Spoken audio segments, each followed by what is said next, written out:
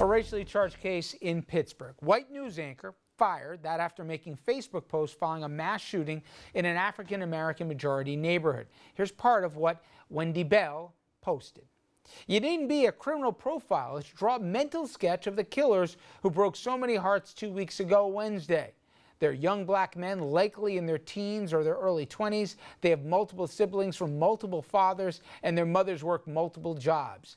These boys have been in the system before. They've grown up there. They've known the police. They've been arrested.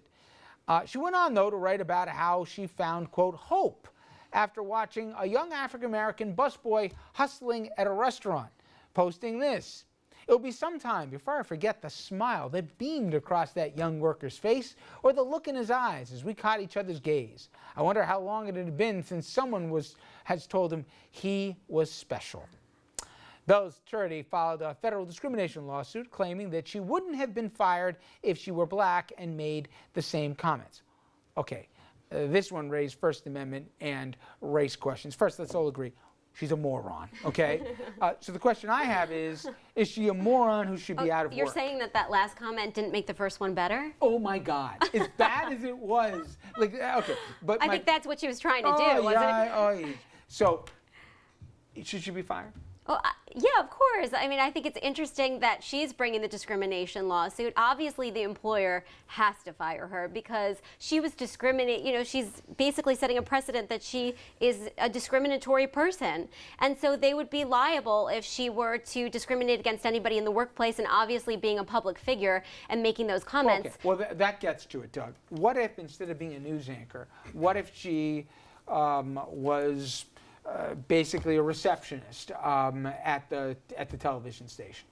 Should you be terminated, or where does public figure versus other work its way? Well, it's my understanding that she posted this in the capacity of her job also. Listen, it's a business, and they want to present an image, and they're allowed to police their people if they feel like this is a person that shouldn't be working there.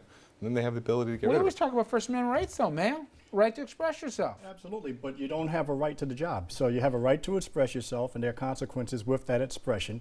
And to Doug's point, if she made these comments in connection with her employment, whether she's a receptionist or the anchor would be irrelevant. Okay, because let's at say that she point, did it on her private, let's say she sent an email to somebody else on her own account, and then that person decided to share it with the world. Okay, and if she did that, then you'd still look at it and say, okay, is there a morality clause in connection with her employment? Does she have an employment contract in the first place? And that's where unions come into play.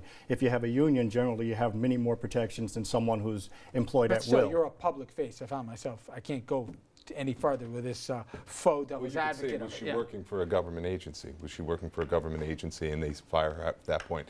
Now, at that point, you would have a government saying you can't say these things when we fire. That would be a different situation. Yeah, because she I would mean, have a hate First speech Amendment right. is totally protected, Absolutely. but that doesn't make her employable. Right. I mean, the only speech that the First Amendment says is not allowed are fighting words, which are words that would incite some sort of imminent danger to the public. That's not what this was. Fine. Let me ask you a question that doesn't have to do with the law, but let's be honest, okay?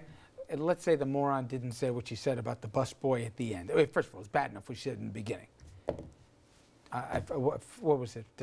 What was the one with Matthew McConaughey where at the end he says, close your eyes, now pretend she was black? What was that movie? Come on. I don't remember it. All right. Thanks for picking me up, guys. All right. So anyway, the point is, what if she was a person of color? And what if you're talking about your own race or your own ethnicity or your own religion, if it's somebody's talking about their particular faith? Forget about whether it should or shouldn't. In the real world, do you think that would have had a mitigating difference? Not at all, and it's equally offensive. And just because you may not find it offensive doesn't mean that the vast majority or many other people are. And again, for the company, you're still the face of that company. So they have a morality clause. They don't want to be disparaged based upon your comments. They have the same rights to terminate you.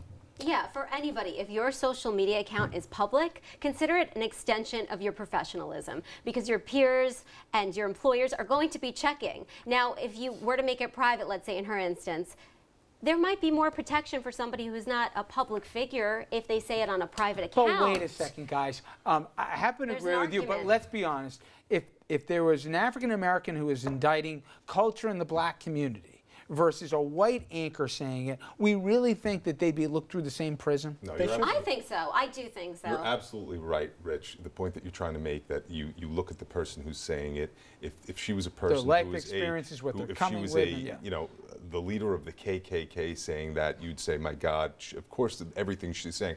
You know, But white anchor versus black there is anchor, I don't think there would context be a to it. difference. There is context. Listen, I'm putting aside these words. We all find them offensive. I think they don't help anybody by saying these things that she said. But you do have to look at context. You do have to look at what the person saying. But it is offensive. To your point, if we go back to the shooting that occurred at Sacramento, okay, where the white supremacist group was marching and got a permit to espouse the virtues of Adolf Hitler, can you imagine ISIS getting the same permit to walk down and march in Sacramento? And on that note, gentlemen, Amy, thank you guys as always. Great job tonight. We come back, everybody, take a look at some local headlines. Stay with us.